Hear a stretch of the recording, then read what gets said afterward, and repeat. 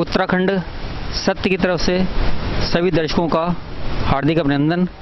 मैं सुनील राणा आज आपके बीच में हूं और मेरे साथ हैं नगर व्यापार मंडल के नगर अध्यक्ष संजय जुनेजा जी। आइए आज हम इनसे रूबरू होते हैं और इस कोरोना महामारी को लेकर व्यापार मंडल ने क्या क्या रणनीति तय की है इस पर कुछ बातें करते हैं। संजय जुनेजा जी नमस्कार। नमस्कार राणा जी। आज विश्वव्यापी रूप से कोरोना महामारी फैल चुकी है और इस समय भारत भी इस परिस्थिति से गुजर रहा है। व्यापार मंडल ने अब तक जो कोरोना का संक्रमण फैला है उसकी रोकथाम के लिए या लोगों को राहत पहुंचाने के लिए क्या क्या कार्य किए हैं? देखिए, सबसे पहले तो मैं उत्तराखंड सत्य का इनका बहुत स्वागत करता हूं। और साथ ही जब हमारे देश के अंदर जब कोरोना महामारी का जब वैश्विक तरफ से जब पूरा संक्रमण फैला था, तो उस समय जब जैसे ही लॉकडाउन हुआ, जब देश के प्रधानमंत्री जी ने जब ये घोषणा कर दी कि पूरा 21 दिन लॉकडाउन रहेगा, तो उस समय चारों तरफ इस बात को लेकर लोग हताश और निराश थे कि अब होगा क्या, कि एक 21 दिन का जब कर्फ्यू लग गया, एक लोग परेशान हुए। जैसे ही प्रधानमंत्री जी ने जब घोषणा करी तो हम लोगों ने देखा कि लोग रात को जब 8 बजे जब चैनल पर जब उन्होंने इस बात को कही तो लोग सब किराने की तरफ दौड़े।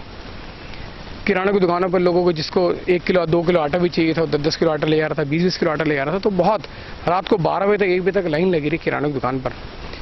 तो ये जब रात को ये मंजर देखा तो लगा कि ये तो बहुत बुरी स्थिति बनने वाली है।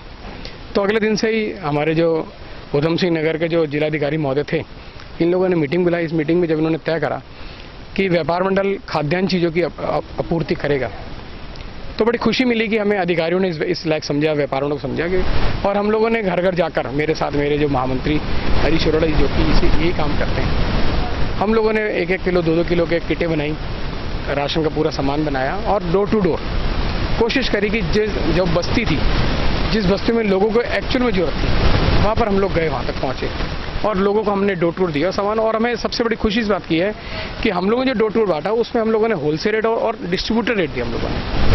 तो उसमें हम लोगों ने, हमारा एक ये भी संकल्प था कि हम ये चाहते थे कि रुद्रपुर शहर में ओवर रेटिंग नहीं होनी चाहिए, क्योंकि कई बार जाने लोग ओवर रेटिंग करने लगते हैं। लोग ये बताते हैं कि खाद्यान्न की चीज़ें नहीं है, खाद्यान्न की शॉर्टेज है।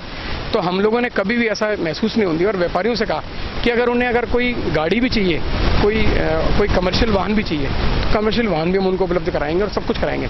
और मुझे खुशी इस बात की कि मेरे व्यापार मंडल के सभी साथियों ने लगभग 1000 हम लोगों ने गाड़ियों के कमर्शियल पास बनवाए। मैं आरटीओ साहब का भी धन्यवाद करना चाहूँगा जिन्होंने हमारे साथ बहुत मेहनत करी। रात को अगर 12 बजे भी अगर हमारे किसी व्यापारी ने अगर ये कहा कि सुबह सब्जी की गाड़ी आनी है, सुबह कोई आटे की गाड़ी आनी है, सुबह कोई चावल की गाड़ी आनी है, तो हम लोगों ने आधी रात को भी हमने परमिशन बनवा के दिया और वहाँ से सुबह माल रुद्रपुर शहर के अंदर हमने बाजार के अंदर आपूर्ति करवाई।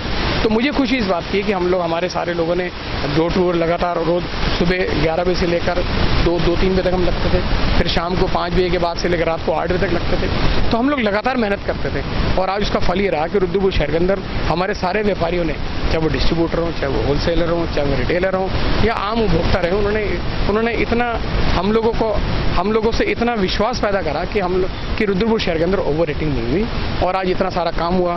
फिर इस बीच जब हमें दोपहर में समय मिलता था तो हम लोग गरीब बच्चों के लिए दूध वगैरह बांटते थे, गरीब बच्चों के लिए हम बिस्कुट वगैरह बांटते थे, गरीब बच्चों के लिए हम बंद वगैरह, रस्से वगैरह। तो मैं ये व्यापार मंडल के हमारे जितने जो व्यापारी थे, इन लोगों ने व्यापार मंडल को सामान बहुत दिया।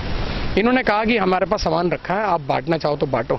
तो मैं रुद्रपुर शहर के व्यापारियों को बहुत धन्यवाद करना चाहूँगा कि जिन्होंने, रुद्रपुर शहर के व्यापारियों ने कहा कि उस आपदा में भी बाहर निकल कर आए और उन्होंने इस बात की परवाह नहीं करी कि उनकी सेल होगी, बल्कि उन्होंने इस बात की परवाह करी कि जो गरीब बच्चा है, गरीब आदमी है, गरीब लोग हैं, गरीब तबके के लोग हैं, वो आखिर क्या खाएंगे। इस बात को हम लोगों ने समझा और हम लोगों ने उन लोगों को हमने सबका सामान दिया।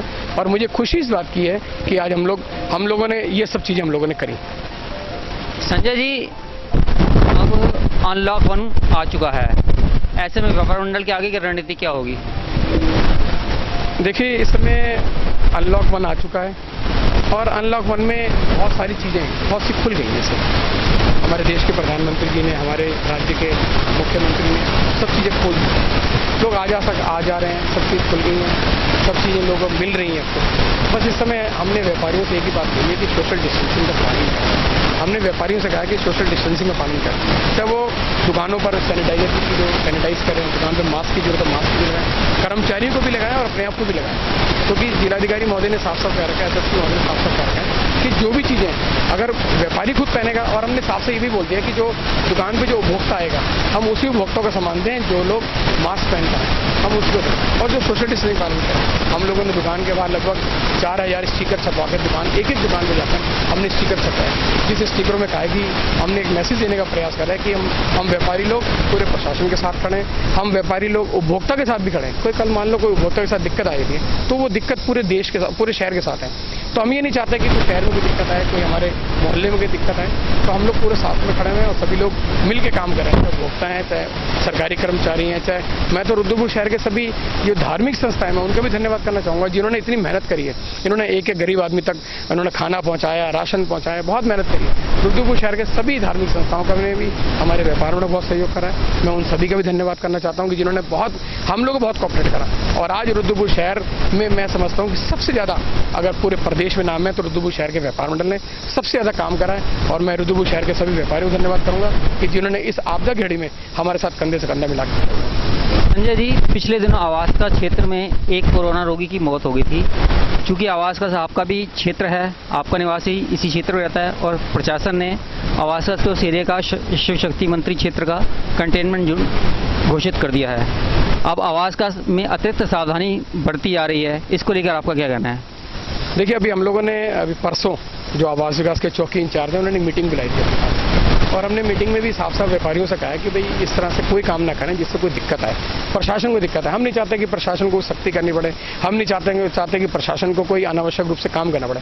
तो व्यापारियों ने भी वहाँ पर बड़ा सहयोग से ये कहा कि हम सब लोग मिलजुल के काम करेंगे। व्यापारी भी इस समय सब लोगों ने, और खासतौर से आवास विकास व्यापारी ने तो और ज़्यादा सख्ती इसलिए कर दी क्योंकि हम लोग चाहते हैं कि व्यापारी भी, क्योंकि हम लोग कंटेनमेंट जोन के अंदर इस समय यहाँ पर खड़े हुए यहाँ पर, तो हम चाहते हैं कि हम लोग सब लोग आराम से वहाँ काम करें अपने। इस समय हमारा मकसद, जैसे हमारे देश के प्रधानमंत्री जी ने कहा कि जान है तो जहान है, तो हम लोग भी इस समय जान है तो जहान है। इस समय हमारे पास व्यापारियों के पास सिर्फ मुनाफा कमाने का समय नहीं है, हमें अपने आप को बचाते हुए अपने शहर को बचाना है और अपने प्रदेश को बचाना है। तो सारे व्यापारी उसी पैटर्न में काम कर रहे हैं, तो अपने आप को बचा भी रहे हैं और काम भी कर रहे हैं, उपभोक्ताओं को सामान भी पहुंचा रहे हैं। और आवास विकास के व्यापारी बड़ी मेहनत कर रहे हैं, सब लोगों ने चाहे मास्क हो चाहे सैनिटाइजर सब दुकानों पर रख दिया है और आवास विकास व्यापारी बड़ी कोताही बरत रहे हैं इस समय।